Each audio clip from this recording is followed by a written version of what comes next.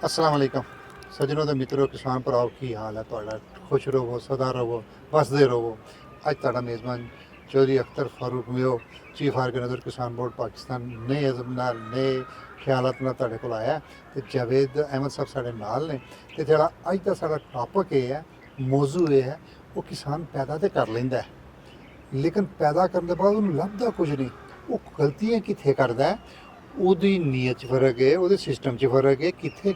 ਖਰਾਬੀ ਕਿੱਥੇ ਹੈ ਅੱਜ ਅਸੀਂ ਉਹ ਖਰਾਬੀ ਲੱਭਣੀ ਹੈ ਕਿ ਕਿਸਾਨ ਮਾਰ ਹੀ ਖਾਏਗਾ ਕਿਉਂ ਖਾਏਗਾ ਨਹੀਂ ਅੱਜ ਅਸੀਂ ਉਹ ਟੌਪਿਕ ਲੱਭਣਾ ਹੈ ਕਿ ਉਹ ਮੌਜੂ ਲੱਭਣਾ ਹੈ ਉਹ ਥਾਂ ਲੱਭਣਾ ਹੈ ਕਿ ਗਲਤੀ ਹੁੰਦੀ ਕਿੱਥੇ ਹੈ ਤੇ ਤਾਂ ਕਿ ਅਸੀਂ ਉਹਦੇ ਤੋਂ ਬਚ ਜਾਈਏ ਜੀ ਅਸਲਾਮ ਵਾਲੇਕਮ ਜੀ ਵਾਲੇਕਮ ਜਵੇਦ ਸਾਹਿਬ ਕੀ ਹਾਲ ਹੈ ਜੀ ਅਲਹਮਦੁਲਿਲਾ ਅੱਜ ਮੇਰੇ ਕਿਸਾਨ ਵੀਰਾਂ ਨੂੰ ਦੱਸੋ ਉਹ ਮਿਹਨਤ ਕਰਦਾ ਸਵੇਰੇ ਉੱਠਦਾ ਰਾਤ ਸਵੇਰੇ ਜਾਂਦਾ ਤੇ ਹਨੇਰੇ ਪਏ ਆਉਂਦਾ ਲੇਕਿਨ ਲੱਭਦਾ ਵਿਚਾਰੇ ਨੂੰ ਕੋਈ ਨਹੀਂ ਪਿਛਲੇ 4 ਸਾਲ ਤੋਂ ਮਾਰ ਪੈਣ ਡਈ ਹੈ ਇਹ ਉਹਦੀ ਮੁਕੱਦਰ ਨੇ ਜਾਂ ਕੋਈ ਮਾਰਕੀਟ ਦਾ ਕੋਈ ਨਿਜ਼ਾਮ 'ਚ ਖਰਾਬੀ ਹੈ ਕੋਈ ਇਹਦੇ ਬਾਰੇ ਜ਼ਰਾ ਗੱਲ ਕਰੋ ਦੇਖੋ ਜੀ ਜਦੋਂ ਕੋਈ ਵੀ ਫਸਲ ਸਾਡੀ ਜਿਹੜੀ ਤਿਆਰ ਹੋ ਕੇ ਜਦੋਂ ਮਾਰਕੀਟ ਦੇ ਵਿੱਚ ਆਂਦੀ ਹੈ ਤੇ ਸਾਰਿਆਂ ਨੂੰ ਪਤਾ ਹੈ ਕਿ ਡਿਮਾਂਡ ਐਂਡ ਸਪਲਾਈ ਦੇ ਅਸੂਲ ਦੇ ਤਹਿਤ ਅਗਰ ਉੱਥੇ ਸਪਲਾਈ ਜ਼ਿਆਦਾ ਆ ਜਾਂਦੀ ਹੈ ਤਾਂ ਉਹਦੀ ਡਿਮਾਂਡ ਘਟ ਜਾਂਦੀ ਹੈ ਉਹਦਾ ਰੇਟ ਘਟ ਜਾਂਦਾ ਹੈ ਠੀਕ ਹੈ ਤੇ ਜਾਂ ਉਹ ਸਪਲਾਈ ਸ਼ਾਰਟ ਹੋ ਗਈ ਤੇ ਉਹਦੀ ਡਿਮਾਂਡ ਵੱਧ ਗਈ ਤਾਂ ਉਹਦਾ ਰੇਟ ਅੱਛਾ ਹੋ ਗਿਆ ਅਮੂਮੀ ਤੌਰ ਦੇ ਉੱਤੇ ਅਸੀਂ ਸਬਜ਼ੀਆਂ ਦੇ ਵਿੱਚ ਦੇਖਦੇ ਹਾਂ ਕਿਉਂਕਿ ਅਸੀਂ ਸਬਜ਼ੀਆਂ ਦੇ ਨਾਲ ਬਹੁਤ ਜ਼ਿਆਦਾ ਅਰਸਾ ਗੁਜ਼ਾਰਿਆ ਹੈ ਤੇ ਉਹਦੇ ਵਿੱਚ ਇਹ ਹੁੰਦਾ ਸੀ ਕਿ ਕਿਸੇ ਸਬਜ਼ੀ ਦਾ ਜਦੋਂ ਰੇਟ ਡਾਊਨ ਚੱਲ ਰਿਹਾ ਹੁੰਦਾ ਸੀ ਨਾ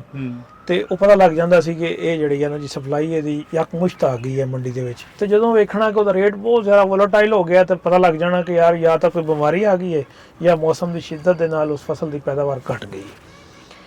ਤੇ ਇਹ ਜਿਹੜਾ ਬੜਾ ਅਹਿਮ ਜਿਹੜਾ ਨਾ ਜੀ ਇਹ ਮੌਜੂ ਹੈ ਤੇ ਇਹਦੇ ਤੇ ਆਮ ਤੌਰ ਦੇ ਉੱਤੇ ਕੋਈ ਚੈੱਕ ਐਂਡ ਬੈਲੈਂਸ ਨਹੀਂ ਹੈ ਕਿ ਜ਼ਿਮੀਂਦਾਰਾਂ ਨੇ ਮਿਸਾਲ ਦੇ ਤੌਰ ਤੇ ਤੋਰੀ ਲਾਈ ਹੈ ਤੇ ਉਹਦੀ ਉਹ ਚੁਣਾਈ ਕਰ ਰਹੇ ਨੇ ਇੱਕ ਇਲਾਕੇ ਦੇ ਵਿੱਚ ਮਿਸਾਲ ਦੇ ਤੌਰ ਤੇ 15 ਜ਼ਿਮੀਂਦਾਰ ਨੇ ਤੇ ਉਹਨਾਂ 15 ਨੇ ਤੋਰੀ ਲਾਈ ਹੈ ਤੇ ਉਹ 15 ਨੇ 15 ਤੋਰੀ ਤੋੜਦੇ ਨੇ ਤੇ ਰੋਜ਼ ਦੇ ਰੋਜ਼ ਮੰਡੀ ਸੈੱਟ ਆਉਂਦੇ ਨੇ ਤੇ ਮੰਡੀ ਦੇ ਵਿੱਚ ਜਦੋਂ ਤੋਰੀ ਦੀਆਂ ਆ ਜਾਂਦੀਆਂ 500 ਪੰਡਾਂ ਤੇ ਉਹਦਾ ਰੇਟ ਡਿੱਗ ਜਾਂਦਾ ਹੈ ਜਦਕਿ ਇੱਕ ਬੜਾ ਆਸਾਨ ਜਿਹਾ ਤਰੀਕਾ ਹੈ ਕਿ ਉਸ ਇਲਾਕੇ ਦੇ ਜਿਹੜੇ ਜ਼ਿਮੀਂਦਾਰ ਨੇ ਤੋਰੀ ਦੇ ਉਹ ਆਪਸ ਦੇ ਵਿੱਚ ਰਾਬਤੇ 'ਚ ਹੋ ਕੇ ਇੱਕ WhatsApp ਗਰੁੱਪ ਬਣਾ ਲੈਣ ਤੇ ਉਹ ਕਹਿਣ ਵੀ ਅੱਜ ਅਕਬਰ ਤੇ ਅਜਮਲ ਤੇ ਅਮਜਦ ਨੇ ਭੇਜਣੀ ਹੈ ਤੇ ਬਾਕੀ 13 ਬੰਦਿਆਂ ਨੇ ਨਹੀਂ ਭੇਜਣੀ 16 ਦੇ ਵਿੱਚੋਂ 3 ਜਿਹੜੇ ਆ ਨਾ ਜੀ ਉਹ ਭੇਜਣਗੇ ਬਾਕੀ ਕੱਲ ਤੁੜਾਈ ਕਰਨਗੇ ਫਿਰ ਅਗਲੇ ਦਿਨ 3 ਤੁੜਾਈ ਕਰਨ ਫਿਰ ਅਗਲੇ ਦਿਨ 3 ਤੁੜਾਈ ਕਰਨ ਇਦਾਂ ਕਰਕੇ ਤੇ ਜੇ ਉਹ ਅਗਰ ਆਪਸ ਦੇ ਵਿੱਚ ਇਤਿਹਾਦ ਬਣਾ ਕੇ ਕਿਉਂਕਿ ਤੋਰੀ ਨੇ ਜਾਣਾ ਲੋਕਲ ਮੰਡੀ ਦੇ ਵਿੱਚ ਤੇ ਕਮ ਅਜ਼ ਕਮ ਲੋਕਲ ਮੰਡੀ ਦੀ ਹੱਦ ਤੱਕ ਤੇ ਲੋਕਲ ਗਾਉਂ ਦੀ ਹੱਦ ਤੱਕ ਅਸੀਂ ਇਹਨੂੰ ਆਪਣਾ ਬੜੀ ਆਸਾਨੀ ਦੇ ਨਾਲ ਮੈਨੇਜ ਕਰ ਸਕਦੇ ਹਾਂ ਇਹਦੇ ਵਿੱਚ ਸਾਨੂੰ ਹਕੂਮਤ ਦੀ ਵੀ ਜ਼ਰੂਰਤ ਨਹੀਂ ਹੈ ਇਹਨਾਂ ਚੀਜ਼ਾਂ ਦਾ ਲਦਾਨ ਨਹੀਂ ਹੁੰਦਾ ਬਹੁਤ ਜ਼ਿਆਦਾ ਕਿ ਜੀ ਕਿਸੇ ਦੂਸਰੀ ਮੰਡੀ 'ਚੋਂ ਲਦੀਜ ਕੇ ਉਹ ਤੁਹਾਡੀ ਮੰਡੀ ਦੇ ਵਿੱਚ ਆ ਜਾਵੇ ਤੁਹਾਡੀ ਮੰਡੀ ਤੁਹਾਡੇ ਇਲਾਕੇ ਦੀ ਖਾਸ ਤੌਰ 'ਤੇ ਤੋਰੀ ਤੇ ਭਿੰਡੀ ਚਲੋ ਇਹਨਾਂ ਚੀਜ਼ਾਂ ਨੂੰ ਜਿਹੜਾ ਨਾ ਜੀ ਇਸ ਲੈਵਲ ਤੇ ਮੈਨੇਜ ਕੀਤਾ ਜਾ ਸਕਦਾ ਲੇਕਿਨ ਹਕੂਮਤੀ ਲੈਵਲ ਦੇ ਉੱਤੇ ਇਹਦੇ ਵਿੱਚ ਜਦੋਂ ਵੀ ਤੁਸੀਂ ਕੋਈ ਫਸਲ ਕਾਸ਼ ਕਰਦੇ ਹੋ ਤਾਂ ਅਮੂਮੀ ਤੌਰ ਦੇ ਉੱਤੇ ਅਸੀਂ ਟ੍ਰੈਂਡ ਜਿਹੜਾ ਜ਼ਿਮੀਂਦਾਰ ਵੇਖਦਾ ਉਹ ਇਹ ਵੇਖਦਾ ਕਿ ਯਾਰ ਮੰਡੀ ਦੇ ਵਿੱਚ ਰੇਟ ਬਹੁਤ ਚੰਗਾ ਸੀ ਅਗਲੇ ਸਾਲ ਉਹੀ ਫਸਲ ਲਾ ਲਓ ਜਿਹਦਾ ਰੇਟ ਚੰਗਾ ਸੀ ਇਹ ਟ੍ਰੈਂਡ ਜਿਹੜਾ ਨਾ 90% ਹਿੱਟ ਟ੍ਰੈਂਡ ਇਹੀ ਜੇ ਕਿ ਪਿਛਲੇ ਸਾਲ ਜਿਹਨੂੰ ਰੇਟ ਬਹੁਤ ਚੰਗਾ ਲੱਗਾ ਸੀ ਉਹੀ ਫਸਲ ਲਾ ਲਈ ਲੇਕਿਨ ਅਸੂਲੀ ਤੌਰ ਦੇ ਉੱਤੇ ਇਹਦੇ ਵਿੱਚ 4-5 ਕੰਪੋਨੈਂਟ ਨੇ ਇਹ ਕੋਈ ਵੀ ਤੁਸੀਂ ਫਸਲ ਕਾਸ਼ਤ ਕਰਦੇ ਹੋ ਤਾਂ ਸਿਰਫ 1-2 ਚੀਜ਼ਾਂ ਦੇਖ ਕੇ ਤੁਸੀਂ ਉਹ ਫਸਲ ਕਾਸ਼ਤ ਨਹੀਂ ਕਰ ਸਕਦੇ ਬਹੁਤ ਸਾਰੇ ਪਹਿਲੂ ਦੇਖਣੇ ਪੈਂਦੇ ਨੇ ਮਸਲਨ ਹੁਣ ਮਿਸਾਲ ਦੇ ਤੌਰ ਤੇ ਬਾਰਡਰ ਹੈ ਬਾਰਡਰ ਦੇਖਣਾ ਬਹੁਤ ਜ਼ਰੂਰੀ ਹੈ ਕਿ ਅਫਗਾਨਿਸਤਾਨ ਦੇ ਬਾਰਡਰ ਤੇ ਇੰਡੀਆ ਦਾ ਬਾਰਡਰ ਹੁਣ ਸਾਡੀਆਂ ਹਕੂਮਤਾਂ ਇਸ ਤਰ੍ਹਾਂ ਵੀ ਕਰ ਛੱਡਦੀਆਂ ਨੇ ਕਿ ਜੇ ਕਿਸਾਨ ਭਰਾਵਾਂ ਦੀ ਕਿਸਾਨ ਤਨਜ਼ੀਮਾਂ ਤੋਂ ਇਜਾਜ਼ਤ ਲਏ ਬਗੈਰ ਉਹਨਾਂ ਨੂੰ ਮਸ਼ਵਰਾ ਕੀਤੇ ਬਗੈਰ ਹੀ ਕਿਸੇ ਚੀਜ਼ ਦੀ ਐਕਸਪੋਰਟ ਦੀ ਇਜਾਜ਼ਤ ਦੇ ਦਿੱਤੀ ਕਿਸੇ ਚੀਜ਼ ਦੀ ਇੰਪੋਰਟ ਦੀ ਇਜਾਜ਼ਤ ਦੇ ਦਿੱਤੀ ਮੁਸੀਬਤ ਇਹ ਵੇ ਕਿ ਸਾਡੇ ਜਿਹੜੇ ਜਿਤਨੇ ਵੀ ਕਿਸਾਨ ਲੀਡਰ ਨੇ ਨਾ ਉਹ ਵੀ ਵਿਕੇ ਹੋਏ ਨੇ ਹੁਣ ਤੁਸੀਂ ਇਹਨਾਂ ਚੀਜ਼ਾਂ ਤੇ ਗੌਰ ਨਹੀਂ ਕਰਦੇ ਕਿ ਮੇਰੇ ਖਿਆਲ ਦੇ ਵਿੱਚ ਤੁਹਾਨੂੰ ਐਸੀ ਤਨਜ਼ੀਮ ਤਲਾਸ਼ ਕਰਨੀ ਚਾਹੀਦੀ ਹੈ ਜਿਹੜੀ ਤੁਹਾਡੇ ਕੋਲ ਹੈ ਵੇ ਜਿਹੜੀ ਵਿਕ ਨਹੀਂ ਸਕਦੀ ਜਿਹੜੀ ਹੈ ਨਾ ਬਲੈਕਮੇਲ ਨਹੀਂ ਹੋ ਸਕਦੀ ਉਹ ਲੇਕਿਨ ਤੁਹਾਨੂੰ ਉਹ ਤਨਜ਼ੀਮ ਨਜ਼ਰ ਨਹੀਂ ਆਉਂਦੀ ਅਖਤਰ ਸਾਹਿਬ ਤੁਹਾਨੂੰ ਉਹ ਤਨਜ਼ੀਮ ਦਿਖਾਉਣਗੇ ਕਿ ਐਸੀ ਤਨਜ਼ੀਮ ਕਿਸਾਨ ਭਰਾਓ ਤੁਸੀਂ ਕਿਸੇ ਇੱਕ ਲੀਡਰ ਦੇ ਥੱਲੇ ਲੱਗ ਕੇ ਜਾਂ ਇੱਕ ਲੀਡਰ ਦੇ ਪਿੱਛੇ ਲੱਗ ਕੇ ਜਦੋਂ ਤੁਸੀਂ ਤੁਰਦੇ ਹੋ ਉਹ ਲੀਡਰ ਤੁਹਾਡਾ ਵਿਕ ਜਾਂਦਾ ਹੈ ਅਗਰ ਉਹ ਨਾ ਵੀ ਵਿਕੇ ਨਾ ਤਾਂ 4 ਬੰਦੇ ਆ ਜਾਂਦੇ ਨੇ ਉਹਨੂੰ ਗਨ ਪੁਆਇੰਟ ਤੇ ਉਹਦੇ ਕੋਲੋਂ ਆਪਣੀ ਮਰਜ਼ੀ ਦਾ ਫੈਸਲਾ ਕਰਵਾ ਲੈਂਦੇ ਨੇ ਇਸ ਵਾਸਤੇ ਇੱਕ ਬੰਦੇ ਦੇ ਮਗਰ ਨਾ ਲੱਗੋ ਇੱਕ ਪੂਰੀ ਤਨਜ਼ੀਮ ਜਾਂ ਇੱਕ ਪੂਰੀ ਆਰਗੇਨਾਈਜੇਸ਼ਨ ਜਿਹੜੀ ਬਿਲਕੁਲ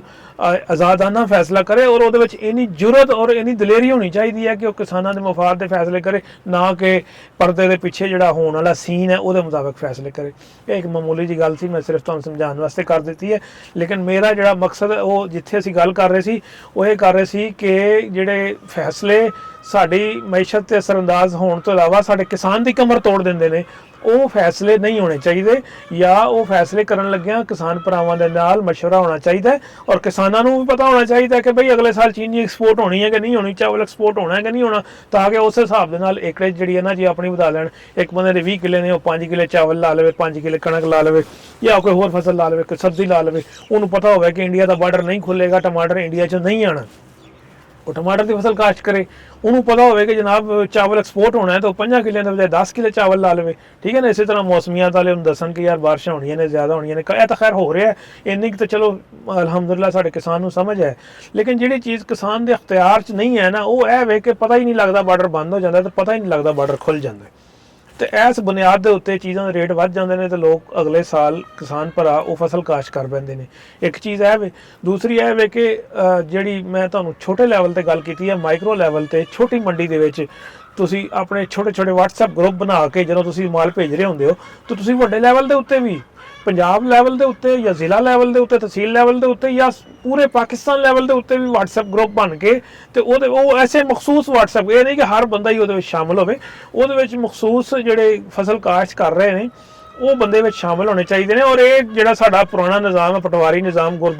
ਗਿਰਦਾਵਰੀ ਨਿਜ਼ਾਮ, ਉਹ ਵੀ ਅਗਰ ਥੋੜਾ ਜਿਹਾ ਫਰੰਟ ਸਟੈਪ ਤੇ ਆਵੇ, ਕਿਉਂਕਿ ਹੁਣ ਪਟਵਾਰੀ ਵਿਹਲੇ ਹੋ ਗਏ ਨੇ, ਉਹਨਾਂ ਦੇ ਕੋਲ ਇੰਤਕਾਲ ਤਾਂ ਲੈ ਲੈਣੇ, ਤਾਂ ਉਹਨਾਂ ਨੂੰ ਇਸ ਕੰਮ ਤੇ ਲਾਓ ਕਿ ਉਹ ਛੋਟੇ ਛੋਟੇ WhatsApp ਗਰੁੱਪ ਬਣਾਉਣ, ਖੀਰੇ ਦੇ ਜ਼ਿਮੀਂਦਾਰਾਂ ਦੇ ਵੱਖਰੇ ਬਣਾਉਣ, ਟਮਾਟਰ ਦੇ ਜ਼ਿਮੀਂਦਾਰਾਂ ਦੇ ਵੱਖਰੇ ਬਣਾਉਣ, ਭਿੰਡੀ ਦੇ ਜ਼ਿਮੀਂਦਾਰਾਂ ਦੇ ਵੱਖਰੇ ਬਣਾਉਣ, ਤੇ ਉਹ ਜ਼ਿਮੀਂਦਾਰ ਆਪਸ ਦੱਸ ਰਹੇ ਹੋਣ ਕਿ ਬਈ ਅੱਜ ਫਲਾਂ ਬੰਦਾ ਜਿਹੜਾ ਨਾ ਉਹ ਮੰਡੀ ਲੈ ਕੇ ਜਾਏਗਾ, ਤੇ ਬਾਕੀ ਦੀ ਸਬਜ਼ੀ ਨਹੀਂ ਜਾਏਗੀ ਮੰਡੀ, ਤਾਂ ਕਿ ਸਬਜ਼ੀ ਦਾ ਰੇਟ ਬਰਕਰਾਰ ਰਹੇ, ਥੋੜੀ ਸਪਲਾਈ ਰਹੇਗੀ ਤੇ ਰੇਟ ਅੱਛਾ ਰਹੇਗਾ, ਜ਼ਿਮੀਂਦਾਰ ਨੂੰ ਵੀ ਪੈਸੇ ਮਿਲਣਗੇ, ਆੜਤੀ ਵੀ ਤੁਹਾਨੂੰ ਬਲੈਕਮੇਲ ਨਹੀਂ ਕਰੇਗਾ।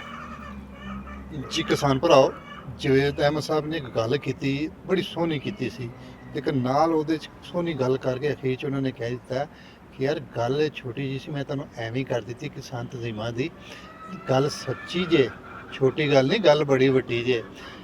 ਮਾਰਕੀਟ 'ਚ ਕਿਸਾਨ ਤਨਜ਼ੀਮਾਂ ਬੇਇੰਤਹਾ ਮੌਜੂਦ ਨੇ, ਤੇ ਸਾਰਿਆਂ ਨੂੰ ਵੀ ਪਤਾ ਹੈ ਕਿਸਾਨ ਬੋਰਡ ਪਾਕਿਸਤਾਨ ਵਾਹਦ ਤਨਜ਼ੀਮ ਹੈ ਜਿਹੜੀ ਚਾरों ਸੂਬਿਆਂ 'ਚ ਮੌਜੂਦ ਹੈ, ਤੇ ਸਭ ਤੋਂ ਵੱਡੀ ਤੇ ਸਭ ਤੋਂ ਪੁਰਾਣੀ ਹੈ, ਔਰ ਉਹਦੀ ਅੱਜ ਕੱਲ੍ਹ ਜਿਹੜੀ ਕਿਆਦਤ ਕਰਨ ਰਿਹਾ ਸਰਦਾਰ ਜ਼ਫਰ ਹੁਸੈਨ ਹੈ,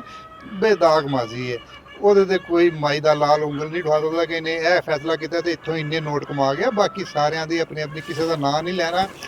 ਚੰਗਾ ਨਹੀਂ ਲੱਗਦਾ। ਅਸੀਂ ਆਪਣੇ ਧੜੇ ਦੀ ਗੱਲ ਕਰਾਂਗੇ, ਜਿਹਦਾ ਮੈਂ ਚੀਫ ਆਰਗੇਨਾਈਜ਼ਰ ਹਾਂ। ਸਰਦਾਰ ਜ਼ਫਰ ਇਸ ਵੇਲੇ ਕਿਸਾਨ ਦੇ ਤਨਜ਼ੀਮ ਦਾ ਕਿਆਦਤ ਕਰਦਾ ਹੈ। ਬਾਕੀ ਸੌਦੇ ਦਿਲਾਂ ਦੇ ਨੇ, ਜੇ ਪਾਬੰਦੀ ਕਿਸੇ ਨਹੀਂ, ਲੇਕਿਨ ਗੱਲ ਇੱਕੋ ਹੀ ਜੇ, ਇੰਜ ਹੋਵੋਗੇ ਤੇ ਗੱਲ ਬਣੇਗੀ। ਤੇ ਇਸੇ ਗੱਲ ਦੇ ਉੱਤੇ ਸਾਨੂੰ ਇਜਾਜ਼ਤ ਦਿਓ, ਫਿਰ ਤੁਹਾਡੇ ਨਾਲ ਮੁਲਾਕਾਤ ਹੋਏਗੀ। ਔਰ ਉਦੋਂ ਤੱਕ ਕੋਸ਼ਿਸ਼ ਕਰਿਓ ਆਪਣੇ ਆਪ ਨੂੰ ਇੰਜ ਕਰ ਲਵੋ, ਇੰਜ ਕਰੋਗੇ ਤੇ ਕੁਝ ਨਹੀਂ ਜੇ ਲੱਭਣਾ। ਆਪਣੇ ਸੋਹਣੇ ਵੀਰ ਚੌਧਰੀ ਅਖਤਰ ਫਾਰੂਕ ਮੇਵਾ ਚੀਫ ਆਰਗੇਨਾਈਜ਼ਰ ਕਿਸਾਨ ਬੋਰਡ ਪਾਕਿਸਤਾਨ ਨੂੰ ਇਜਾਜ਼ਤ ਦਿਓ, ਤੇ ਫਿਰ ਮੁਲਾਕਾਤ ਹੋਏਗੀ। ਅੱਲਾਹ ਹਾਫਿਜ਼। ਕਿਸਾਨ ਜ਼ਿੰਦਾਬਾਦ, ਪਾਕਿਸਤਾਨ ਪਾਇੰਦਾ।